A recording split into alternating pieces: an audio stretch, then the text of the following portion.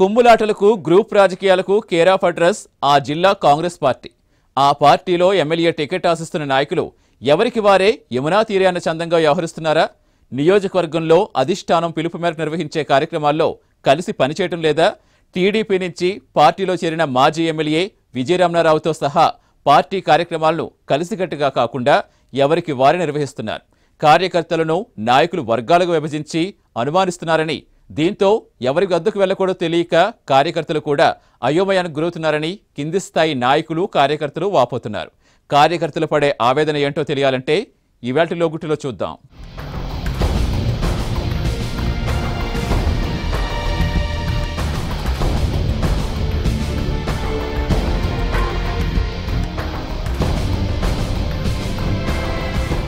పెద్దపల్లి కాంగ్రెస్లో ముకుందరెడ్డి ఎమ్మెల్యేగా ఉన్నప్పుడు సుమారు 30 ఏళ్ల పాటు ఆయనకు పోటీగా ఎమ్మెల్యే టికెట్ అడిగే నాయకుడే లేడు.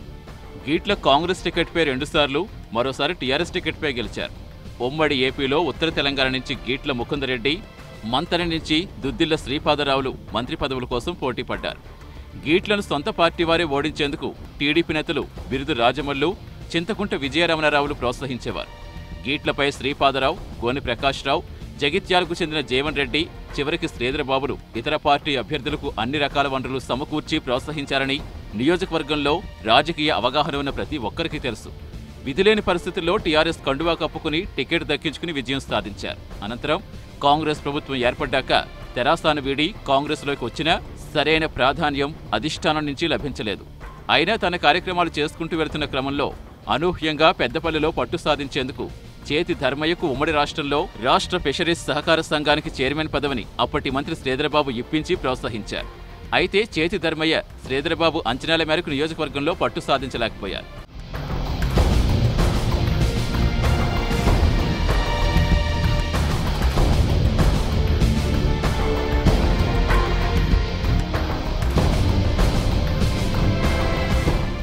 రెండు 2014లో కాంగ్రెస్ నుంచి ఎమ్మెల్యేగా పెద్దపల్లి నుంచి టికెట్ లభిస్తుందని భావించిన గేట్లకు చెక్కు ఎదురైంది. అప్పటికీ నియోజకవర్గంలో ఏమాత్రం తెలియని భానుప్రసాదరావుకు పెద్దపల్లి టికెట్ దక్కటం గేట్లతో సహా ఆయన వర్గీయులను, అభిమానులను షాకు గురిచేస్తుంది. ప్రజాదరణ కలిగిన నేత హఠాన్మరణంతో కాంగ్రెస్కు తీరని లోటు మిగిల్చింది. గేట్లకు అంతటి హవా ఉన్న సమయంలో కూడా పీసీసీ సభ్యుడు ఈర్ల కొమరయ్య గేట్లకు పోటీగా ఎమ్మెల్యే టికెట్ కోసం పట్టువదలని విక్రమార్కుల్లా ప్రతి ఎన్నికల్లో ప్రయత్నించేవారు.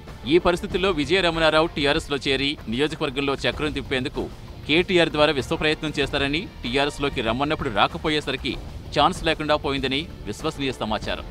దీంతో చేసేది లేక, ఇష్టం లేకున్నా గత్యంతరం లేక కాంగ్రెస్లో చేరాల్సి వచ్చిందని, కాంగ్రెస్లో ఉన్న విజయరమణారావు టీఆర్ఎస్ పార్టీ కోవర్ట్ అని, టీఆర్ఎస్లోకి వెళ్లడానికి ప్రయత్నాలు ఇప్పటికీ కొనసాగిస్తున్నాడని కాంగ్రెస్ సీనియర్ నాయకుడు తెలిపారు. ప్రతిపక్షంలో ఉండి కూడా ప్రోత్సహించిన శ్రీధరబాబు సమక్షంలో చేరాలనుకున్న విజయరమణారావు ప్రయత్నం చేసిన గంజాయి కేసుతో కొన్నాళ్లు వాయిదా పడింది. అనంతరం ఇంకా ఆలస్యం చేస్తే పరిస్థితి తలకిందులయ్యేలా ఉందని భావించిన విజయరమణారావు విధిలేని పరిస్థితుల్లో టీడీపీ రెబల్ రేవంత్ రెడ్డి ఆధ్వర్యంలో కాంగ్రెస్లో చేరారు.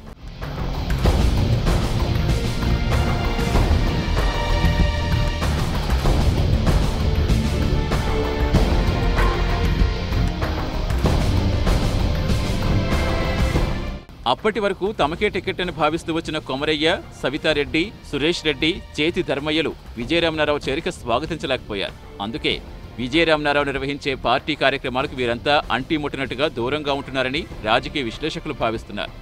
ఇన్నేళ్లుగా కష్టపడి పార్టీని, కార్యకర్తలను కాపాడుకుంటూ వస్తే తీరా సమయానికి విజయరమణారావు వచ్చి చేరి వారి ఆశలకు గండి కొట్టాడని పెద్దపల్లి ప్రజలు భావిస్తున్నారు. పార్టీలో చేరినప్పటి నుంచి ఇప్పటి వరకు సుమారు 30 ఏళ్లుగా కష్టకాలంలో కూడా పార్టీని వేడకుండా ఉన్న సీనియర్ నాయకుడు నేనే కాబట్టి టికెట్ తనకేనని కొమరయ్య కూడా ఆశాభావంతో ఉన్నారు.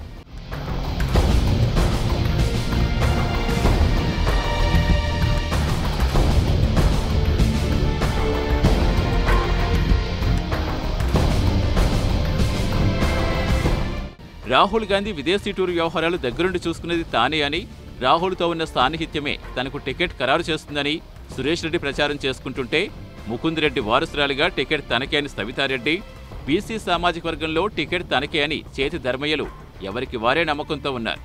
పెద్దపల్లి నుంచి కాంగ్రెస్ టికెట్ హామీ ఇస్తేనే తాను కాంగ్రెస్లో చేరతానని విజయరమణారావు చెప్పుకుంటున్నట్టుగా ప్రచారంలో ఉంది.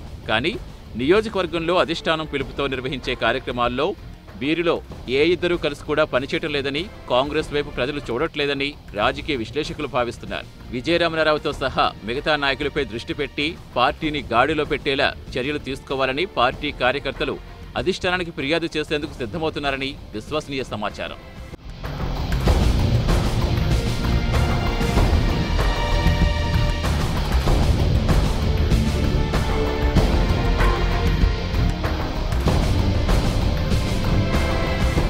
విజయరామరావు చేరికతో మారిన పరిస్థితులతో ఆయన రాకను వ్యతిరేకిస్తున్న నాయకులు సమావేశమై మనలో మనకు ఎవరికి టికెట్ ఇచ్చినా కలిసే పనిచేద్దాం, విజయరామరావుకు వస్తే మాత్రం ఇతర పార్టీ అభ్యర్థికే మద్దతిస్తామని నిర్ణయించుకున్నట్టుగా ప్రచారం అవుతోంది.